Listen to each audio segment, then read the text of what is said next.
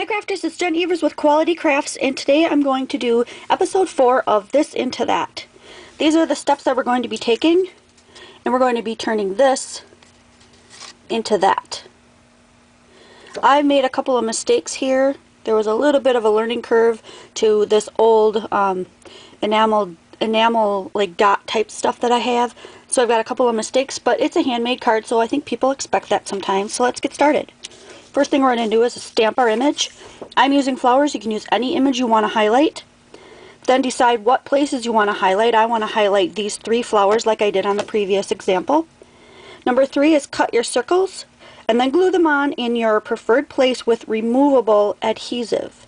Make sure it's something removable so you don't ruin your project in the interim. Number 4, choose your inks of color. Your inks of preference, whatever colors you want to put on your project. And number 5, we're going to peel, reveal, and embellish.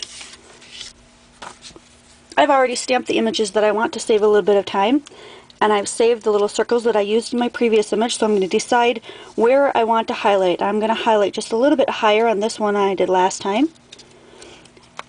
And my adhesive was my ATG gun. I put a little bit on the back, and then I tackied it with my finger to make it less tacky so that it would come off. And then I just put it right over the top where I wanted it.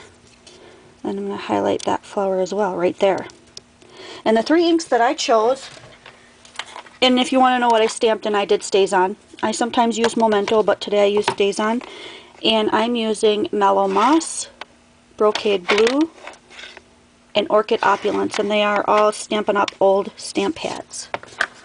So I like to start from the top and go down. It really doesn't matter what you start with, but I did it with blue on the top and then purple and green. So this is where I'm going to speed up the video so that you don't have to watch me do all the inking.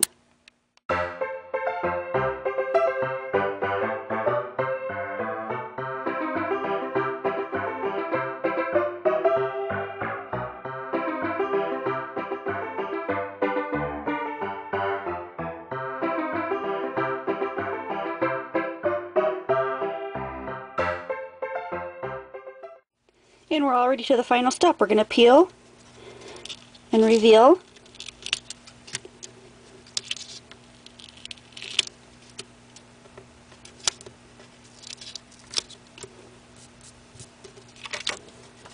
And there you go. And the last thing to do is just embellish.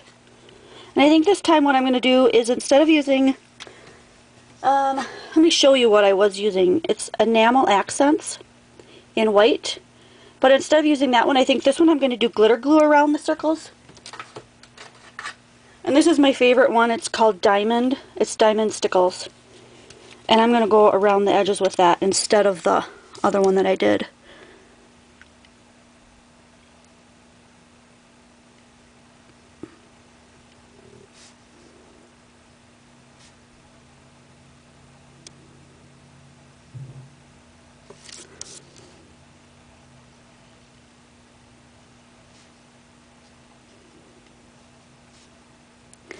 I don't know about you if you ever use stickles a lot, but I like the way they look when they're still wet.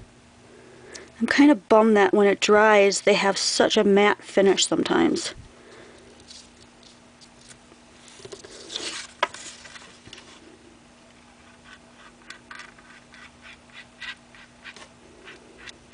I'm not being very careful. You might want to take a little bit more time when you do yours.